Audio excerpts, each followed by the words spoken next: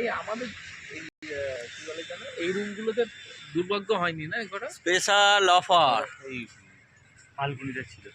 Special offer ফেব্রুয়ারি আর March মাসে যে business associate মাত্র 5 লাখ টাকা বিজনেস করতে পারবে, তার জন্য আমাদের ধনেখালি ব্রাঞ্চের পক্ষ থেকে 3 দিন 4 রাত্রির জন্য দীঘার স্পেশাল ট্যুর।